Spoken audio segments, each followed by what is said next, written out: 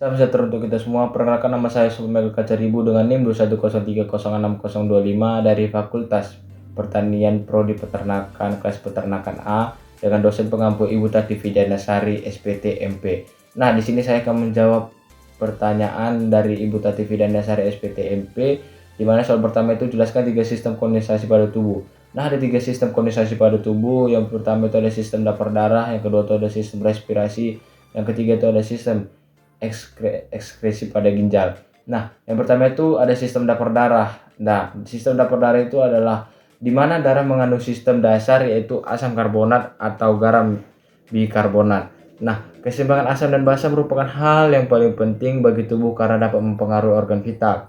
Nah, derajat keasaman atau pH darah ternak normal itu berkisar antara 7,35 hingga 7,45. Di mana keseimbangan asam dan basa ini tubuh ternak ini diatur oleh 2 sistem organ, yakni paru-paru dan ginjal. Nah, di sini saya akan menjelaskan melalui persamaan Henderson-Hasselbalch. Tapi saya memberitahu bahwa pada persamaan Henderson-Hasselbalch ini menjelaskan turunan pH sebagai ukuran keasaman dalam sistem biologis kimia. Nah, di sini saya akan menjelaskan yaitu persamaan Henderson-Hasselbalch, di mana pH sama dengan pKa tambah logaritma kadar B plus dikalikan dengan ion biokarbonat per kadar ion hidrogen dikalikan dengan ion bikarbonat, di mana pH ini adalah pengukur kadar keasaman, di mana untuk pH darah yaitu 7,4, kita masukkanlah ke rumus itu 7,4 sama dengan 6,1. Nah, apa 6,1 itu? 6,1 itu adalah konstanta diosasi asam ditambahkan dengan logaritma kadar B plus ion biokarbonat per kadar ion hidrogen dikalikan dengan ion biokarbonat. Nah, dari sini persamaan ini kita mengetahui nilai rasio perbandingan antara garam banding dengan asam yaitu 20:1, di mana 20:1 ini untuk mempertahankan pH darah agar tetap normal atau disebut dengan konvensasi. Jadi di sini ada skemanya, di mana sistem dapur darah itu dia itu campuran asam lemah dan basa konjugasi, di mana sistem dapur darah ini berfungsi untuk mengatur pH darah, di mana pH darah itu 7,4 pH yang normal dengan perbandingan garam dan asam itu 20:1, di mana kita dapat mengetahui 20:1 ini yaitu dari sistem persamaan Henderson-Hasselbalch. Nah, dari situ adapun faktor-faktor yang mempengaruhi sistem dapur darah yaitu yang pertama sistem buffer, yang kedua itu ada sistem paru-paru, di mana paru-paru di bawah kendali medula otak mengendalikan karbon dioksida dan karena itu juga mengendalikan kandungan asam karbonat dari cairan ekstraseluler.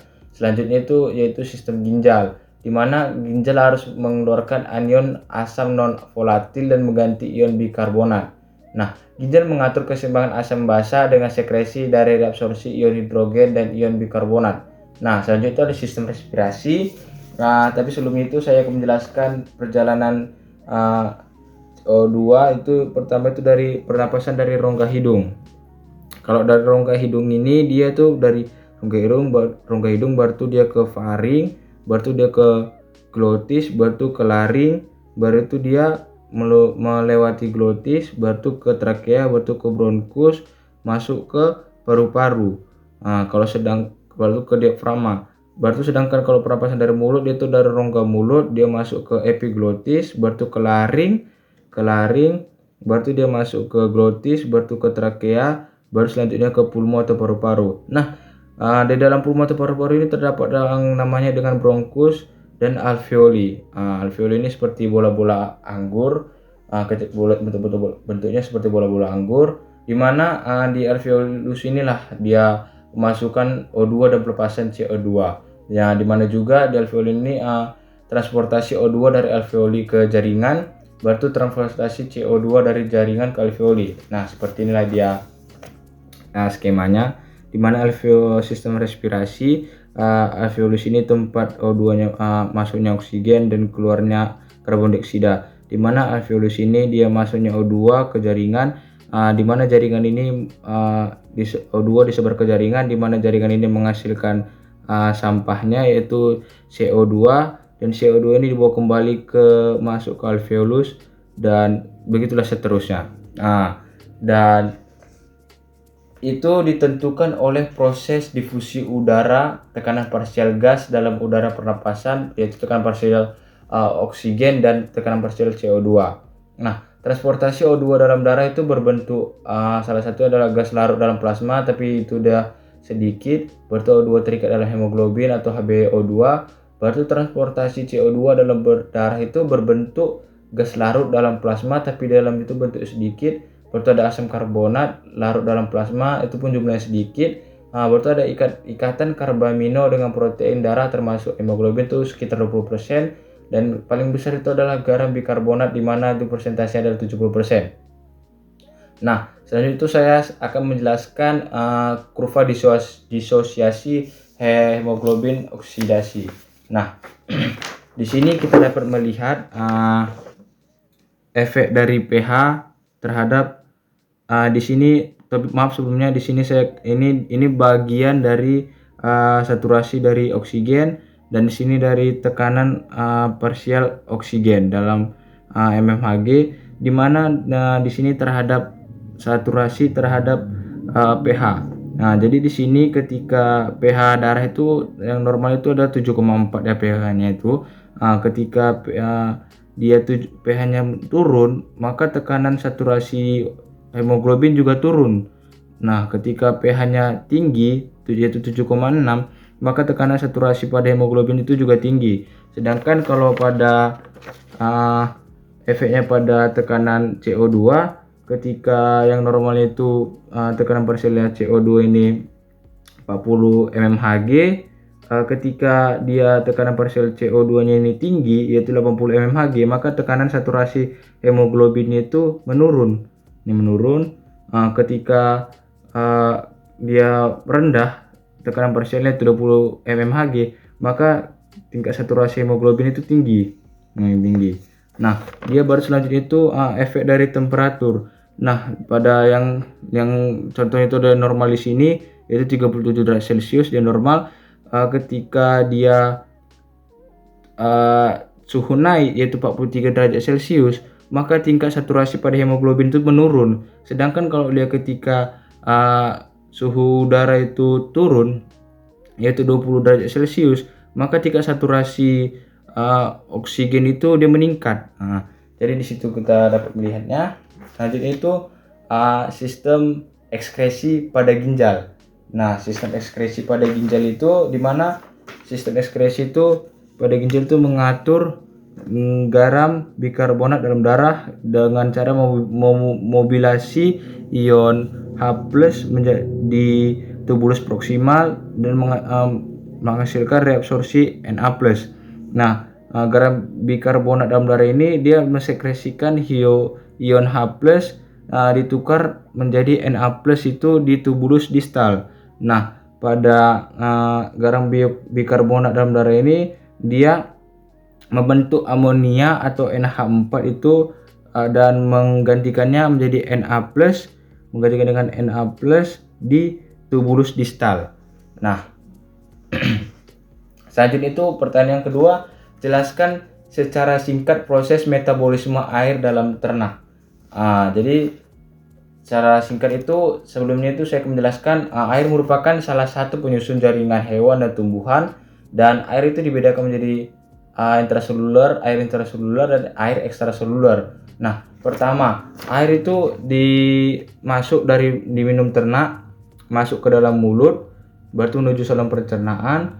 Dia dari saluran pencernaan ini dia melalui pembuluh-pembuluh kapiler ke dalam darah yang akan dialirkan ke seluruh tubuh ternak, dan pada saat mengalirkan seluruh ke tubuh ternak itu air juga membantu jantung untuk memompa air ke seluruh tubuh. Memompa darah ke seluruh tubuh. Nah, saat air sampai di paru-paru ternak akan terjadi pertukaran oksigen dan karbon dioksida. Nah, proses selanjutnya keempat terjadi itu pada hati ternak. Pada hati ternak, pada tahap ini air akan membantu proses metabolisme karbohidrat, lemak, dan protein. Nah, selanjutnya itu proses yang terakhir, yang kelima, yaitu pada ginjal ternak. Nah, pada tahap ini air membantu ginjal pada ternak dalam proses penyaringan zat sisa dikeluarkan bersama air seni atau urin ternak tersebut. Nah, penjelasannya itu di sini pada ginjal itu dia ada namanya kapsula Bowman. Nah, kapsula Bowman itu terdapat glomerulus di mana fungsi glomerulus itu filtrasi. Apa saja itu yang difiltrasinya? Itu sel darah merah, keping darah, dan protein plasma. Itu menghasilkan urin primer. Nah, selanjutnya itu dia ke tubulus contortus proximal. Pada tubulus contortus proximal ini dia terjadi namanya reabsorpsi, itu menghasilkan urin sekunder. Selanjutnya itu dia masuk ke lengkung Henle, setelah itu ke tubulus contortus distal, di mana di sini terjadi augmentasi urin sekunder menjadi urin yang sebenarnya. Nah, selanjutnya itu disalurkan lagi ke tubulus collectivus dan di sini diteruskan ke ureter. Nah, disitulah terjadi sudah urin sebenarnya. Nah, pertanyaan nomor 3, jelaskan dari manakah asal sumber air pada tubuh ternak. Nah, sumber air untuk ternak itu ada berasal pertama itu dari air minum. Nah, air minum itu yang baik itu adalah air yang bersih, adalah air yang segar, bersuhu ruangan, dan terbebas dari cemaran bahan-bahan berbahaya. Berarti air yang terkandung dalam makanan seperti pada pelet dan rumput. Berarti yang ketiga itu ada air metabolik yang didapat sebagai hasil dari oksidasi makanan dan sintesa dari molekul yang komplit di dalam tubuh. Nah, pertanyaan keempat, jelaskan bagaimana cara menghitung air metabolik. Nah, di sini saya ada soalnya. Contoh soalnya itu contohnya bila suatu ransum mengandung 10% protein, 20% lemak, dan 55% karbohidrat, jumlah air metabolik yang dihasilkan untuk setiap 100 kilokalori energi metabolik adalah di sini zat-zat makanannya itu ada karbohidrat, protein, dan lemak. Karbohidrat, protein, dan lemak di dalam dia itu air metabolik hasil oksidasi itu di dalam bentuk gram. Jadi karbohidrat itu dia sebesar 66 gram, berarti proteinnya itu 42 gram, dan lemak itu 100 gram. Nah, rata-rata kalorinya itu dalam kilokalori itu dia pada karbohidrat itu 400, pada protein itu 400, pada lemak itu 900. Nah, air metabolik per 100 kilokalori energi metabolisme itu dia pada karbohidrat itu 15, pada protein itu 10,5, pada lemak itu 11,1. Nah, masuklah ke penjelasannya. Nah, air metabolik dari 100 gram ransum itu adalah 10 gram protein. Dari mana 10 gram protein itu? 10 gram protein itu dari tadi katakan air metabolik dari 100 gram ransum. Nah, jadi tadi katakan 10% protein. Jadi 10% protein itu dikalikan dengan 100 gram ransum. Jadi dapat dia 10 gram protein. Sama seterusnya sampai ke bawah dikalikan dengan 100 gram ransum. Nah, dikalikan dengan 4. Nah, dari mana asal 4 ini? Jadi rata-rata kalori. Rata-rata kilokalori di sini dia pada karbohidrat itu dia 400 kilokalori. 400 kilokalori ini dibagikan dengan 100. Dibagikan dengan 100 dan hasilnya adalah 4. Jadi dia 10 gram protein dikali dengan 4 sama dengan 40 kilokalori. Nah, itulah selanjutnya. Sampai sama dengan yang di atas. Dikalikan dengan rata-rata kalori dalam bentuk kilokalori. Nah, dari sini kita dapat hasilnya itu 40 kilokalori protein, baru 180 kilokalori lemak, dan 210 kilokalori karbohidrat. Nah, dari 40 kilokalori lemak ini menghasilkan 40 kali 0,15 kilokalori. Dari mana 0,15 kilokalori itu? Dari air metabolik per 100 kilokalori energi metabolis, yaitu pada protein tadi dia 10,5. Jadi 10,5 ini dia dibagikan dengan tadi 100 gram ransum. Jadi hasilnya itu 4,2 gram air metabolik. Sama dengan seterusnya ke bawah dibagikan dengan 100. Maka hasil dari keseluruhannya itu ada 57 gram air metabolik. Nah, untuk pertanyaan selanjutnya, faktor-faktor apa saja mempengaruhi ekskresi dan kebutuhan air? Yang pertama itu hilangnya air lewat kulit. Nah, pada mamalia umumnya itu akan membantu atau melepaskan panas atau mengatur temperatur tubuh. Jumlah air yang hilang melalui kulit akan meningkat dengan meningkatnya aktivitas fisik, temperatur lingkungan.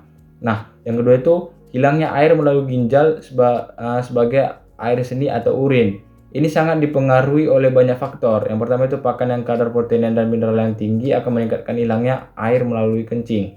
Nah, di samping itu meningkatnya mineral natrium dalam tubuh akan banyak air yang akan diabsorpsi sehingga menimbulkannya odema pada otak dan asites atau terlalu banyak cairan dalam rongga tubuh. Hasil akhir dari metabolisme protein adalah urea yang merupakan racun bagi saluran air seni. Jadi untuk mengencerkannya diperlukan air sampai konsentrasi yang tidak berbahaya. Yang ketiga itu hilangnya air melalui pernapasan hampir 40% pada unggas. Nah, selain pada unggas itu karena bentuk nitrogen yang dikeluarkan, sebagian besar nitrogen yang dikeluarkan tubuh unggas dalam bentuk asam urat. Nah, urin dikeluarkan dan mengalir ke dalam usus bagian bawah. Nah, selanjutnya itu saluran pencernaan. Nah, bentuk pakan dan susunan pakan mempunyai pengaruh yang paling nyata. Contoh pakan serat mempunyai sifat pencar yang menyebabkan banyak air yang keluar bersama feses. Contohnya itu ekskresi kotoran sapi lebih basah dari kambing. Nah, sekian yang dapat saya jawab dari pertanyaan Ibu Tati Fidiana Sari SPT MP. Mohon maaf jika ada salah kata, saya ucapkan terima kasih.